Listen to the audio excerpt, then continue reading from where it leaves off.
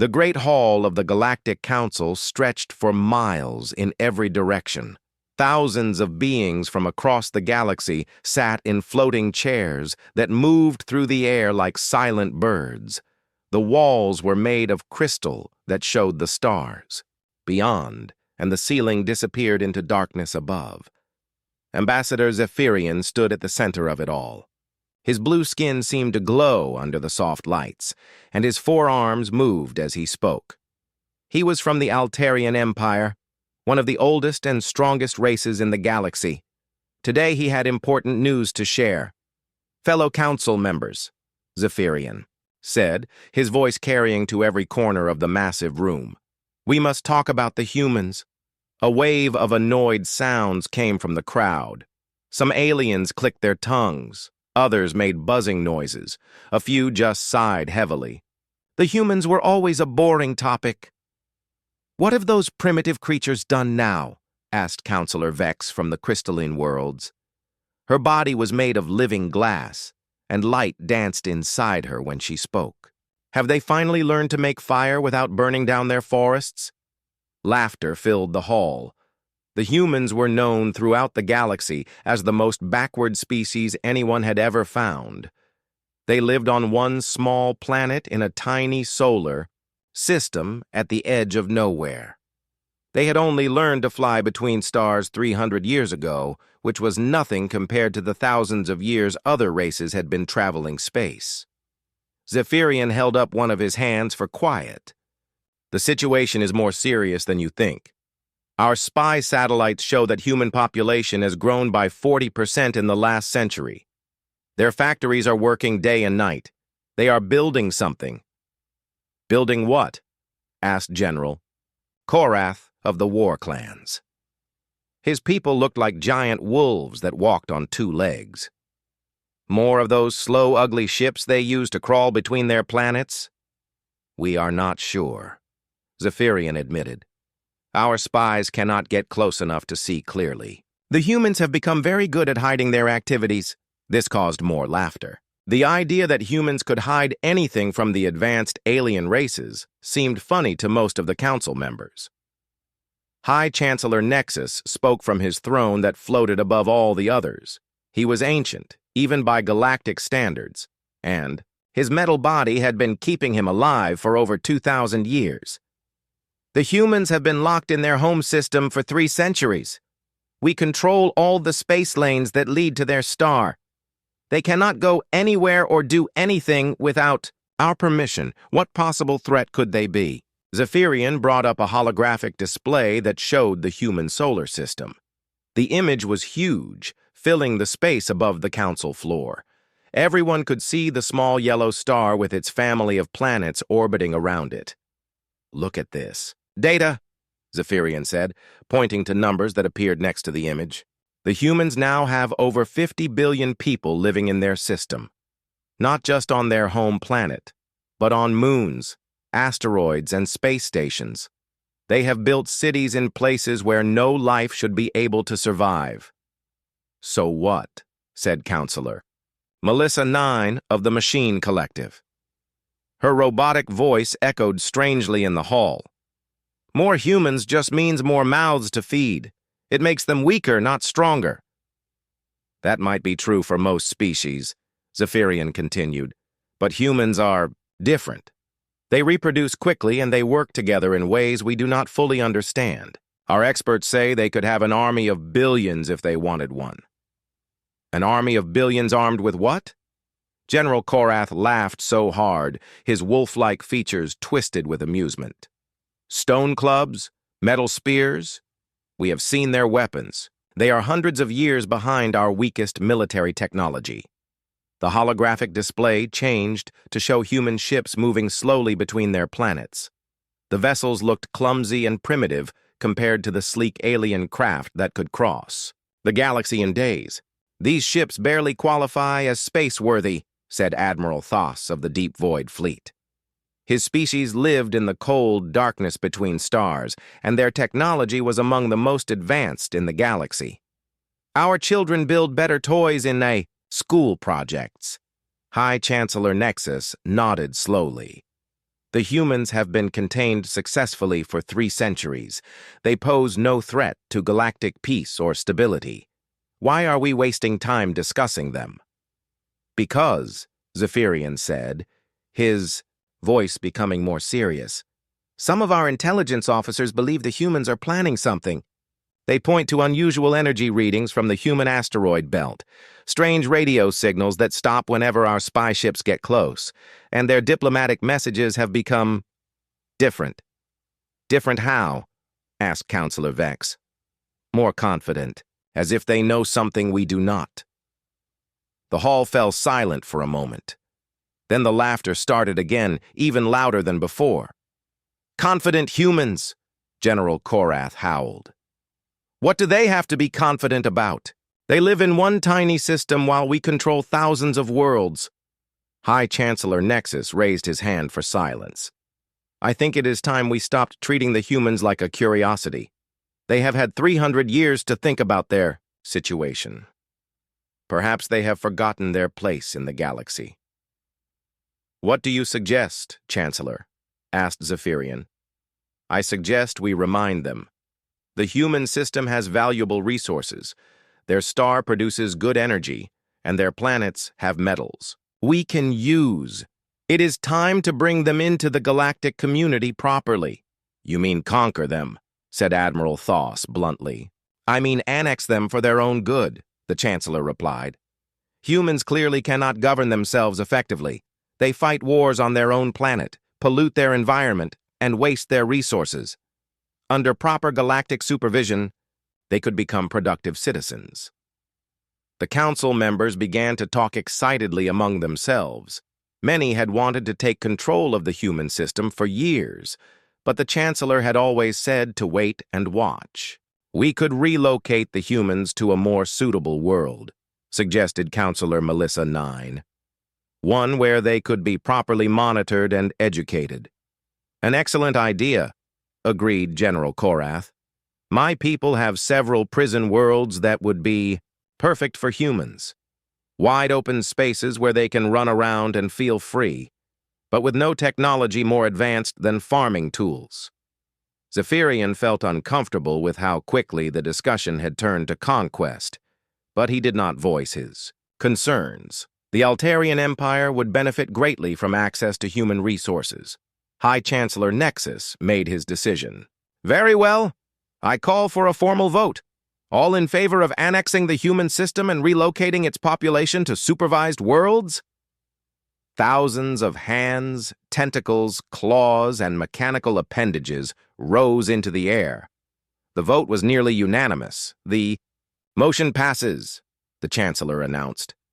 General Korath, you will lead a fleet to the human system. Take 10,000 ships. That should be more than enough to handle anything the humans might try. When do we leave? The General asked, already excited about the easy victory ahead. Immediately. Give the humans 72 hours to surrender peacefully. If they refuse, you have permission to use whatever force is necessary to complete the annexation.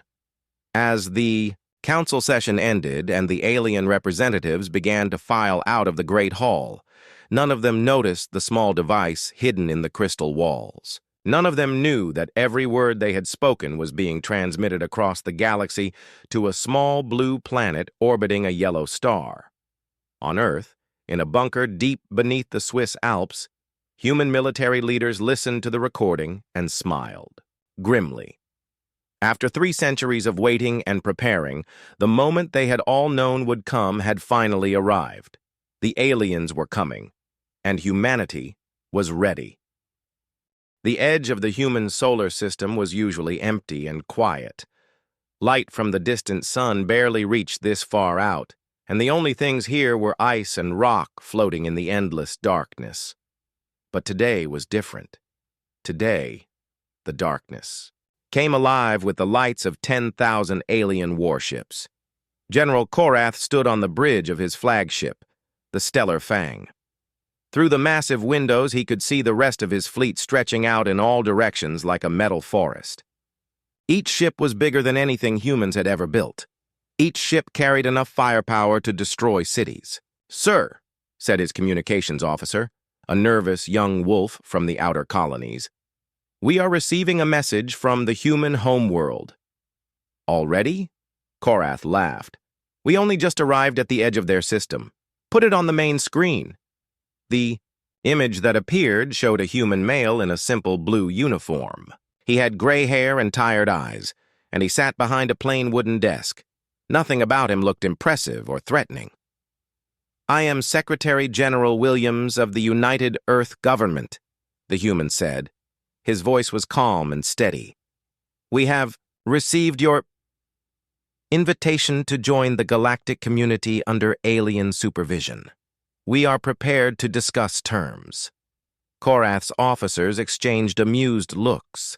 The human was trying to sound diplomatic, but everyone could hear the fear underneath. His words, "Terms?"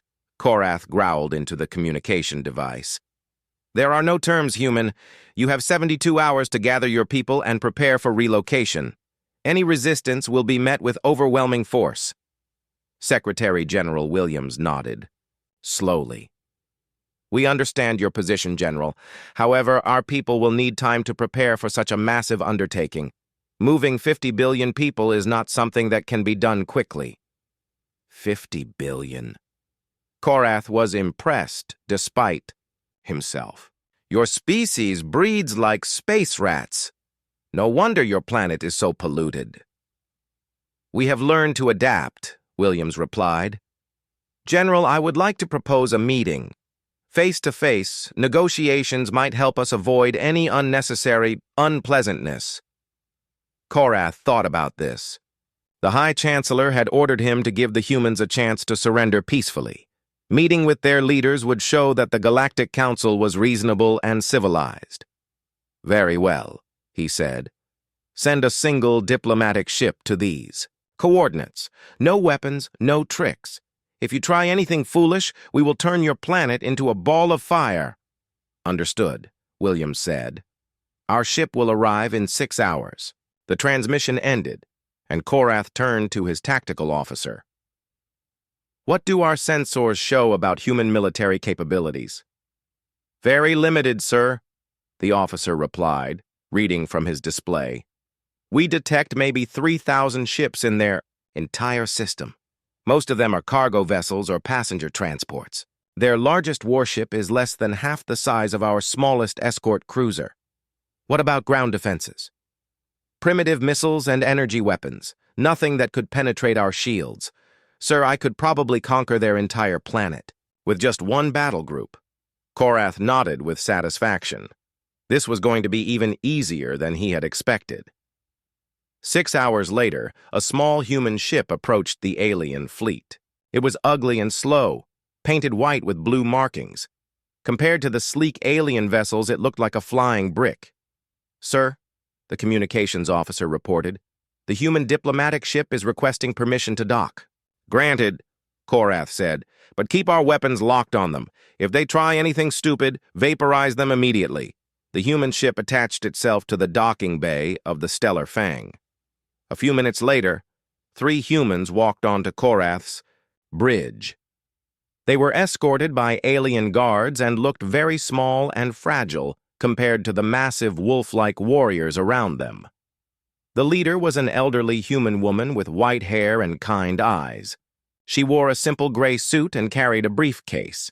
The other 2 were younger humans, a man and a woman, who stayed quietly behind her. "I am Ambassador Chen," the woman said with a slight bow. "Thank you for agreeing to meet with us, General Korath." "Get on with it," Korath growled. "I do not have time for human pleasantries. Will your people surrender peacefully or not?" Ambassador Chen opened her briefcase and pulled out a tablet computer. "We have prepared a proposal that we hope will be acceptable to the Galactic Council. Humanity is willing to accept limited alien oversight in exchange for being allowed to remain in our home system." She handed the tablet to Korath, who glanced at it briefly before tossing it to one of his officers. "You are in no position to make proposals, human," he said. "You will accept relocation or you will be forced to accept it. Those are your only choices." "I understand your perspective," Chen replied calmly. But surely there is room for negotiation. Humanity has been peaceful for 3 centuries. We have never attacked alien ships or threatened galactic stability. Because you have been kept under control, Korath snapped. Left to your own devices, your species would probably start another war within decades. Humans are violent and unpredictable. You need proper supervision. One of the younger humans, the man, stepped forward slightly. General, with respect, I think you may be underestimating human capabilities. Korath laughed so loudly that the sound echoed off the bridge walls. Underestimating? Boy, I have 10,000 warships surrounding your pathetic little system. What capabilities could you possibly have that would concern me? The human smiled, in a way that made Korath suddenly uncomfortable. Patience, General. Humans are very good at being patient. What is that supposed to mean? Korath demanded. Ambassador Chen placed a gentle hand on her companion's arm. What he means is that humanity has had 3 centuries to think about our situation. We have used that time wisely. To do what? Build more slow cargo ships? To prepare, Chen said simply. Something about the way she said it made the bridge fall silent. Korath studied the 3 humans more carefully. They did not look frightened. They did not look defeated. They looked confident. Prepare for what? He asked slowly. For this day? Chen replied. General, did you really think we did not know about your spy satellites? Did you think we could not detect your ships watching us from the edge of our system? Humanity has known for 3 centuries that this moment would come eventually. Korath felt a chill run down his spine. You are bluffing. Our intelligence reports show that humans are primitive. Your technology is hundreds of years behind ours. Your intelligence reports show what we wanted them to show. The younger woman spoke for the first time. Tell me, General, how many of your spy satellites have actually gotten close to our industrial facilities? Our surveillance is more than adequate, Korath said, but doubt was creeping into his voice. Your satellites see cargo ships moving between our planets, Ambassador Chen continued. They see what appears to be civilian construction on asteroids and moons. They see a species that seems focused on peaceful development and population growth. That is what they see, because that is what is there, Korath insisted. Chen smiled, sadly. General, has it ever occurred to you that a species smart enough to develop faster than light travel might also be smart enough to hide its true activities from observers? Before Korath could answer, alarms began blaring throughout his ship. His tactical officer was shouting into his communicator, his voice high with panic. Sir, we have a problem. What kind of problem? Korath demanded. We are detecting massive energy signatures throughout the human system. Structures are appearing on sensors that were not there before. Thousands of them. Sir, I think we have been deceived. Ambassador Chen closed her briefcase and stepped back toward the docking bay entrance. General Korath, I tried to negotiate a peaceful solution. I really did. But since you insist on using force, humanity will have to respond appropriately. Wait! Korath called out. What is happening? What are those energy signatures? Chen paused at the doorway and looked back at him with genuine regret in her eyes. Those are the weapons we have been building for 300 years, General. Every mining operation you thought you saw was really a weapons factory. Every research station was really a fortress. Every cargo ship was really a warship in disguise. The bridge erupted in chaos as more alarms sounded and officers ran to their stations. You see, Chen continued over the noise, humans learned something important from our own history. When a stronger enemy comes to conquer you, you do not meet them head-on. You prepare. You wait. You make them think you are weak. And then, when they are confident and careless, you show them what you are really capable of. She began walking toward her ship. Thank you for the meeting, General. I am afraid our negotiations are now concluded. The moment Ambassador Chen's ship detached from the stellar fang, the human solar system transformed before General Korath's eyes. Space that had seemed empty suddenly blazed with light as massive structures materialized out of nowhere. "Report!" Korath roared at his tactical officer, who was frantically working at his control station. "Sir, the humans were using some kind of advanced cloaking technology. We are detecting over 15,000 battle stations throughout their system. Each one is the size of a small moon." Korath stared at the tactical display in disbelief.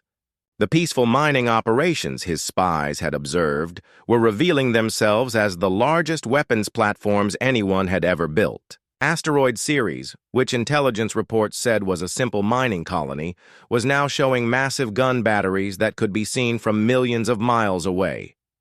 "How is this possible?" he whispered.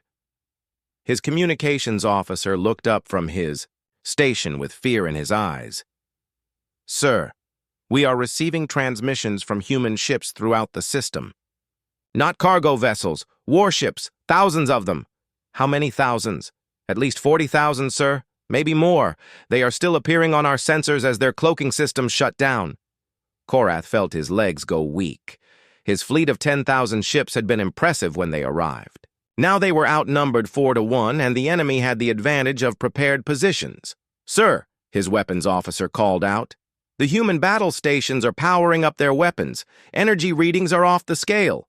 On the main screen, Korath could see beams of light beginning to glow from the human fortresses.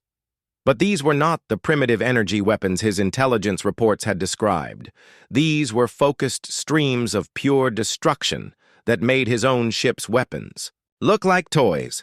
"General," his first officer said quietly, "I recommend we withdraw immediately and call for reinforcements." Before Korath could answer, the communication system crackled to life. A new human voice filled the bridge. "Attention, alien fleet. This is Admiral Sarah Martinez of the Earth Defense Force. You have entered human space without permission and have threatened our civilian population. You have exactly 60 seconds to begin withdrawing from our system." Korath grabbed the communicator. "I am General Korath of the Galactic Council War Fleet. You are the ones who must withdraw. Surrender immediately or face the consequences." "Admiral." Martinez's reply was cold and professional. "General, you seem to be under the impression that you still have a choice in this matter. Let me clarify your situation." The tactical display lit up with new information. Red dots appeared around every ship in Korath's fleet. Each dot represented a human weapons system that had locked onto an alien vessel. "Every ship in your fleet is currently targeted by a minimum of 12 human weapons platforms," Martinez continued. "Our targeting computers have identified your weak points and calculated the exact force needed to penetrate your shields and armor. Would you like a demonstration?" "You are bluffing," Korath snarled. "Human technology cannot possibly match galactic standard weapons." "Very well. Admiral Singh, please demonstrate our capabilities on the alien ship designated Target Alpha 7. Korath quickly looked at his tactical display to see which ship had been designated Target Alpha 7. It was the Night Prowler, a heavy cruiser from the Void Fleet, positioned about 1,000 miles away from his flagship. A beam of brilliant white light reached out from one of the human battle stations. It struck the Night Prowler for exactly 3 seconds. When the light faded, the alien ship was still there, but it was completely dark and drifting. "The Night Prowler has been disabled," Admiral Martinez announced. "Their shields failed in 1.2 seconds. Their hull was breached in 2.1 seconds. Their power systems were destroyed in 2.8 seconds. The crew is alive but helpless. This is what happens when you underestimate human engineering." Korath's communications officer was trying to contact the Night Prowler. "Sir, they are not responding. Our sensors show their ship is completely dead in space." "How?" Korath demanded. "Their shields should have held for at least 30 seconds against any known weapon." "Unknown, sir. The human weapon seems to operate on principles we do not understand." "Admiral." Martinez spoke again.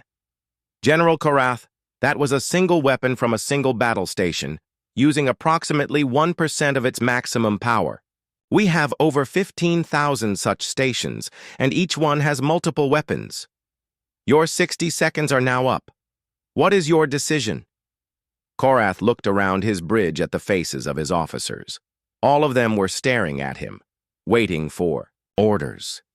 These were experienced warriors who had conquered dozens of worlds, but now they looked scared. "Sir," his first officer whispered, "we should retreat and report back to the council.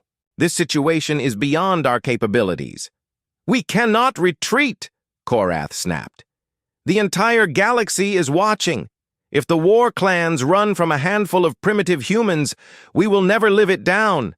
But even as he spoke, more human ships were appearing on the sensors. These were not the slow, clumsy vessels his spies had reported. These were sleek, fast attack craft that moved through space like schools of metal fish. "Sir," his tactical officer called out, "we are detecting a massive energy buildup from the human asteroid belt. Whatever they are powering up, it is bigger than anything we have ever seen." On the main screen, the asteroid belt itself seemed to be glowing.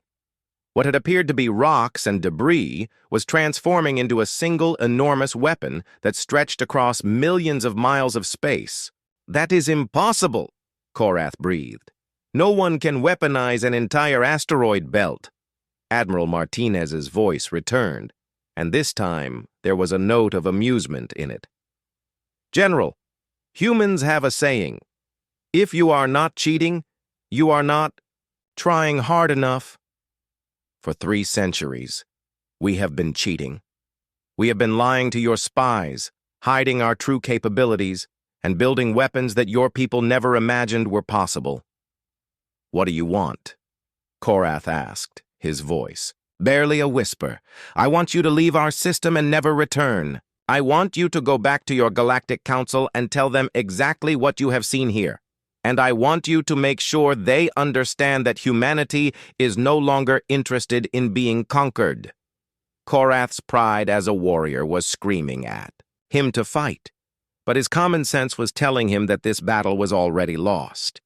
His 10,000 ships might be able to destroy some of the human defenses, but they would all be destroyed in return. And more human ships were still appearing on his sensors. "How many ships do you have?" he asked. "Enough," Martinez replied.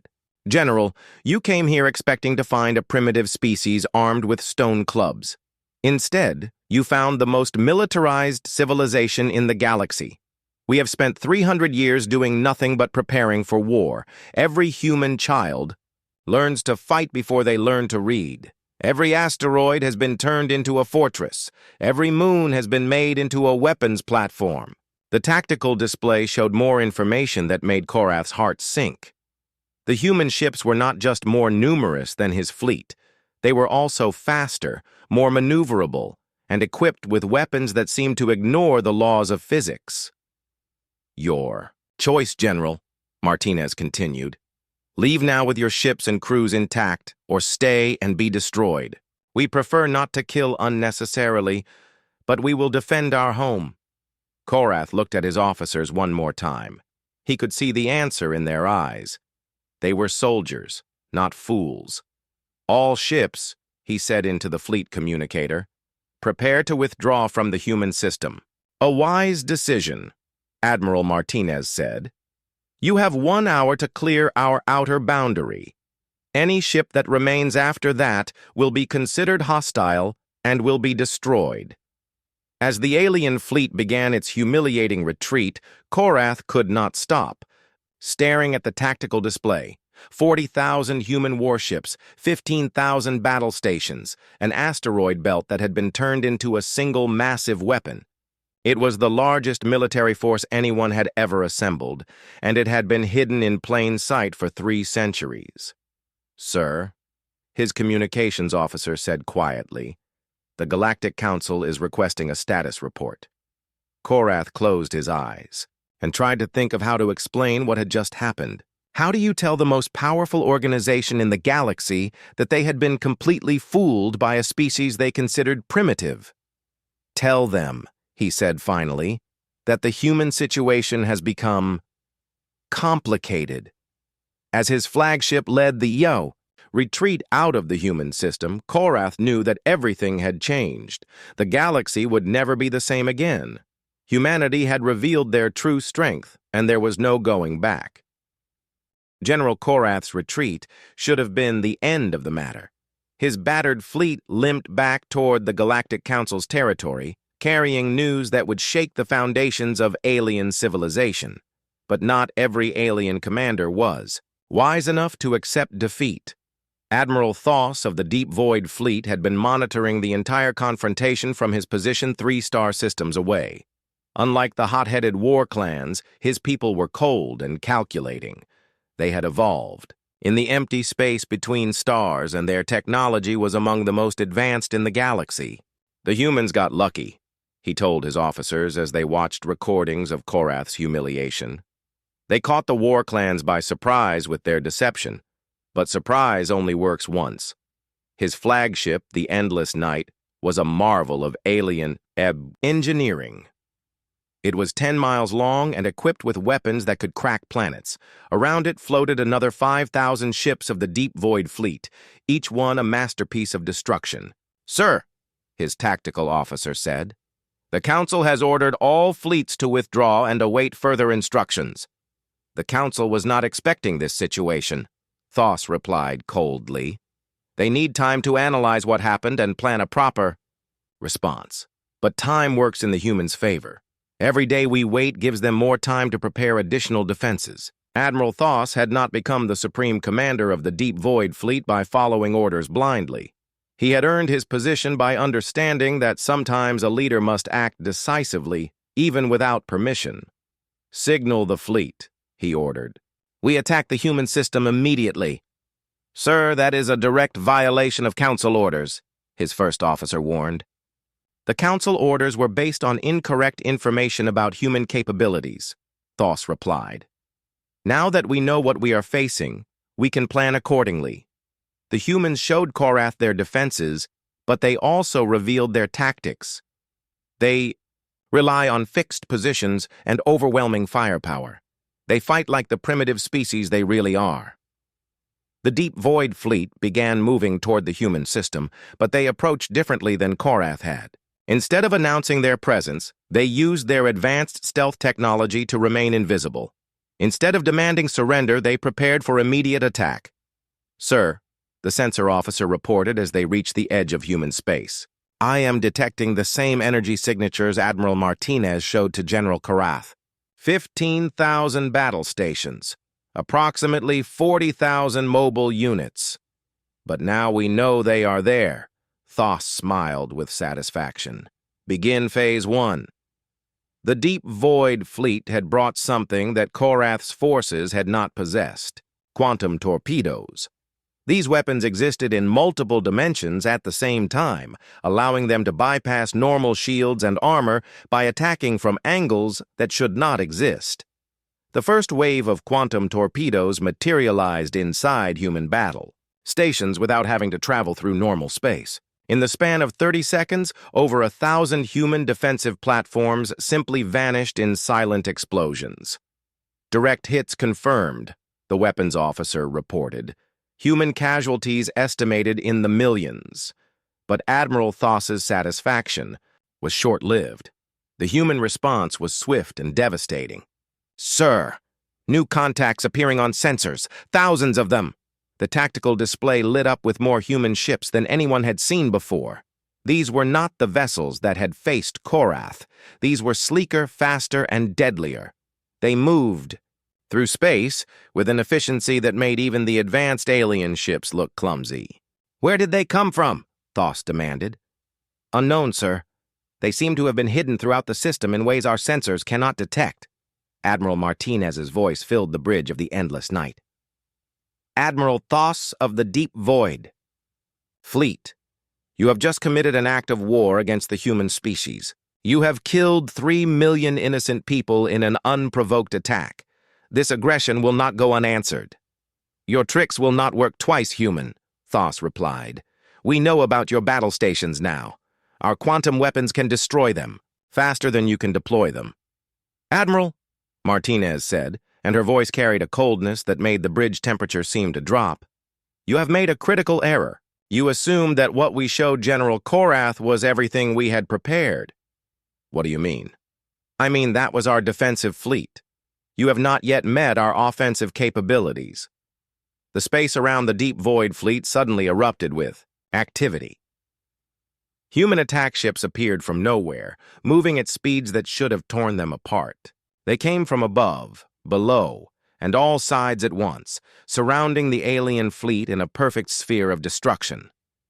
But these ships were different from anything anyone had seen before. They moved like living things, flowing around obstacles and changing direction in ways that defied physics. Their weapons fired streams of energy that seemed to bend space itself. "Impossible," Thos whispered. "Those ships are moving faster than light while still in normal space. That cannot be done." "Sir," his tactical officer called out in panic, "the human ships are not following normal flight patterns. They are moving through dimensions we cannot track." The battle that followed would later be called the 30-minute war by human historians. It lasted exactly that long from the first shot to the last. The Deep Void fleet, despite their advanced technology and superior numbers, found themselves outmaneuvered at every turn. Human ships would appear, strike with devastating precision, and then vanish before the aliens could respond. The quantum torpedoes that had destroyed the human battle stations seemed useless against enemies that could move through space and time like ghosts. "Sir," the communications officer reported, "we are receiving surrender requests from 60% of our fleet." "No surrender," Thos roared. "We are the Deep Void fleet. We have conquered 1,000 worlds." But even as he spoke, his own ship was taking massive damage. Human weapons were striking the endless night from directions that should not exist. Corridors throughout the ship were filling with smoke and the screams of injured crew members. "Sir," his first officer said urgently, "we must retreat. We cannot win this battle." "Retreat? We came here to show these humans their place in the galaxy. And instead, we have shown them ours," the first officer replied grimly. Admiral Martinez's voice returned to the bridge. "Admiral Thos, your fleet is destroyed. 70% of your ships are disabled or destroyed. Your remaining vessels are surrounded and outgunned.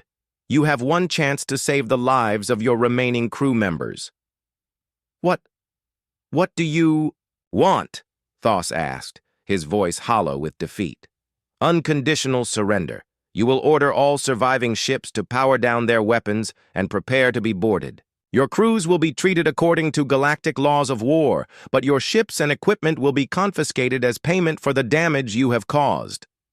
Thos looked around his bridge. Half of his officers were injured. Smoke filled the air. Sparks flew from damaged control panels. Through the main window, he could see human ships surrounding his fleet like predators around wounded prey. "How?" he whispered. "How did a primitive species develop technology that surpasses our own?" "We are not primitive, Admiral," Martinez replied. "We never were. We simply chose to let you think we were while we prepared for the day when diplomacy would fail. But your ships, they move in ways that violate the laws of physics." "No," Martinez corrected him. "They move in ways that violate your understanding of physics. There is a difference. Humans have spent 3 centuries not just building weapons, but discovering new principles of science and engineering. We have learned things about the universe that your people, in their arrogance, never bothered to investigate." Thos felt the weight of complete defeat settling on his shoulders. The Deep Void fleet had been the most feared military force in the galaxy. Now, it was reduced to scattered wreckage floating in human space. I surrender," he said quietly. "A wise decision," Martinez replied. "Your crew will be returned to alien space once proper arrangements have been made. Your ships will remain here as a reminder to others who might consider following your example." As human boarding parties began taking control of the surviving alien vessels, Admiral Thoss realized that everything the galaxy thought it knew about humanity had been wrong. They were not primitive. They were not weak. They were not helpless. They were the most dangerous species anyone had ever encountered, and they had been hiding their true nature for 300 years. "Sir," his communications officer said weakly, "the Galactic Council is demanding a full report." Thoss closed his eyes and tried to imagine explaining this disaster to the Council leadership. How do you tell the rulers of the galaxy that their most advanced fleet had been destroyed by the species they considered least threatening? Tell them, he said finally, that the human problem is far worse than anyone imagined. The Great Hall of the Galactic Council had never been so quiet. 10,000 representatives from across the galaxy sat in stunned silence as they watched recordings of the human battles.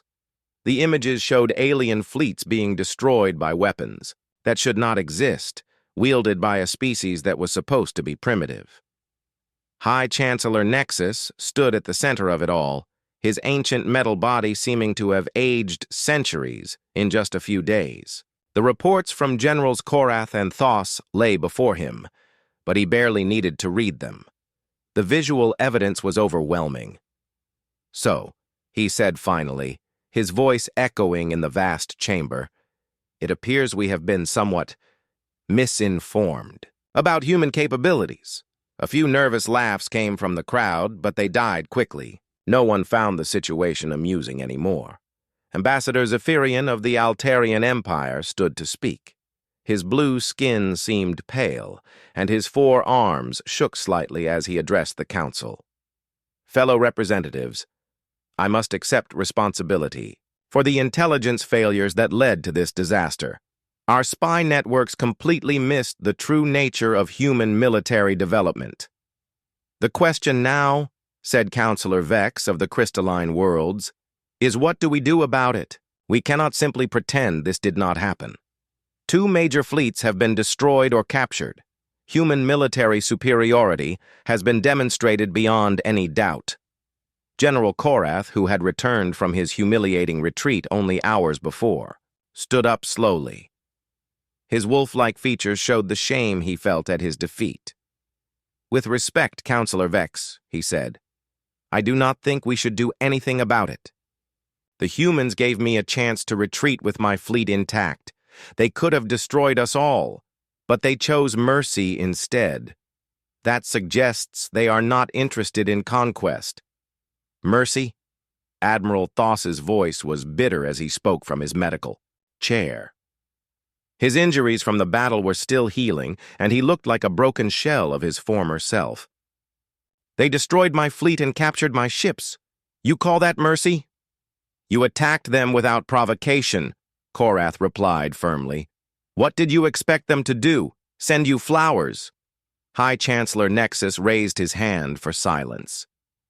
"The relevant question is not whether the humans showed mercy or not. The question is what their true intentions are now that they have revealed their strength." As if summoned by his words, the communication system activated. The image of a human woman appeared on the main display, visible to everyone in the hall. She was middle-aged with short brown hair and wore a simple blue uniform with no decorations or medals. "Greetings, members of the Galactic Council," she said calmly. "I am President Chen of the United Earth Government. I believe we need to talk."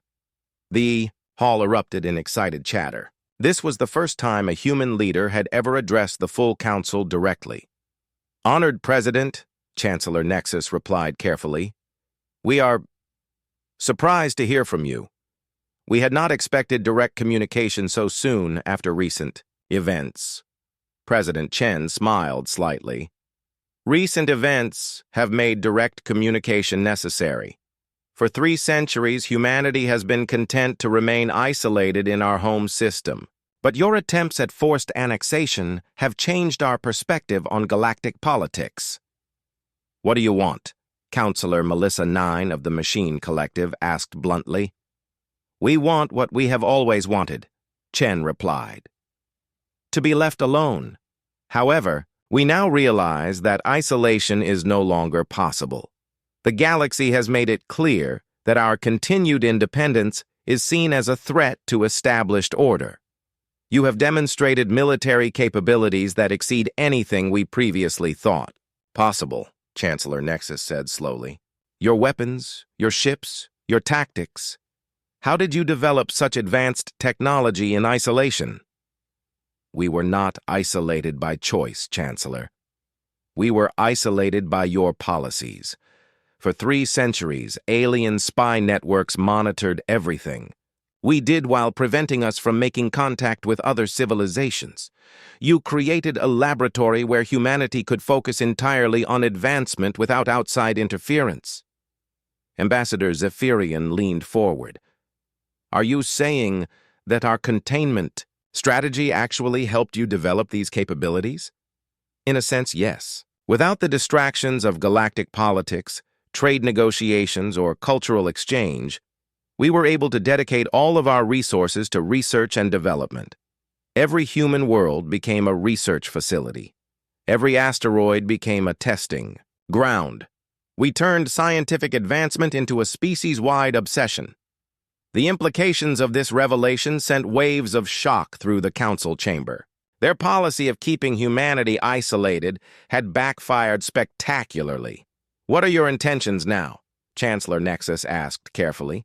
Do you plan to expand beyond your system? Do you seek to challenge galactic authority? President Chen was quiet for a moment, as if considering her words carefully. Chancellor, humanity has no interest in conquering other worlds or overthrowing galactic government. We have everything we need in our own system. However, we also have no intention of accepting alien rule or supervision. Then what do you propose? Asked Councillor Vex. A new arrangement. Humanity will respect galactic sovereignty in exchange for guaranteed independence. We will not interfere in alien affairs, and aliens will not interfere in ours. Trade and cultural exchange can be established on mutually beneficial terms, but always as equals, never as subjects and masters.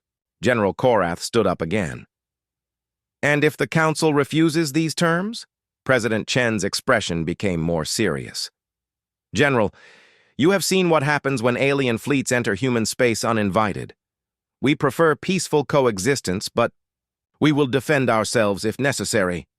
You are threatening the entire Galactic Council, Admiral Thoss demanded from his medical chair. No, Admiral. I am stating a fact. Humanity has the capability to defend itself against any military force that might be sent against us. We have proven this twice now. We would prefer not to prove it a 3rd time. Chancellor Nexus considered this carefully. The human president was not making threats or demands. She was simply explaining the new reality. Humanity was now a major power, whether the Council liked it or not. President Chen, he said finally, what guarantees can you offer that humanity will not use its military capabilities aggressively? The same guarantees you can offer about any other galactic civilization, she replied. None. But consider this. Humanity has had the capability to attack alien worlds for decades. We chose not to. We revealed our strength only when directly threatened. Our actions speak to our intentions better than any words could. The hall fell silent as council members considered this. It was true that humans had shown restraint even when demonstrating overwhelming superiority. There is another consideration, President Chen continued. Humanity is not the only species that has been watching galactic politics from the outside. There are other civilizations that have chosen isolation rather than submit to council authority. Our success in defending our independence may encourage them to reveal their own capabilities. This sent another wave of concern through the council. If other isolated species had been developing advanced technology in secret, the balance of galactic power could shift dramatically. Councillor Vex spoke first. President Chen, assuming the council were to accept your proposal for mutual non-interference, what would this new relationship look like in practical terms? Much like relationships between current council members, Chen replied. Diplomatic contact, trade negotiations, cultural exchange, scientific cooperation where beneficial. The only difference would be that humanity would not be subject to council. Authority within our own territory. And your military capabilities? Chancellor Nexus asked. Will remain purely defensive. We have no interest in galactic conquest. Our weapons are designed to protect our home, not to threaten others. The debate that followed lasted for hours. Some council members argued for continued military action against humanity. Others insisted that accommodation was the only realistic option. Still others worried about the precedent that recognizing human independence might set for other species. In the end, practical considerations won out over pride. Humanity had demonstrated that they could not be conquered by conventional means. Continued warfare would only result in more alien casualties with no guarantee of victory. High Chancellor Nexus called for a formal vote. All in favor of recognizing human independence and establishing diplomatic relations on the terms proposed by President Chen? The vote was closer than Chen had hoped, but more decisive than many council members had expected. When the count was finished, the motion had passed by a significant margin. The motion carries, Chancellor Nexus announced. Humanity is hereby recognized as an independent civilization with full sovereignty over its home system. President Chen nodded respectfully. Thank you, Chancellor. Humanity looks forward to peaceful and productive relations with all galactic civilizations. As the communication ended and the image of the human president faded from the main display, the council chamber buzzed with conversation. Everything had changed. For the first time in galactic history, a species had successfully defied council authority and won recognition as an equal power. But perhaps more importantly, humanity had shown that there were still secrets in the galaxy, still species and technologies that the council did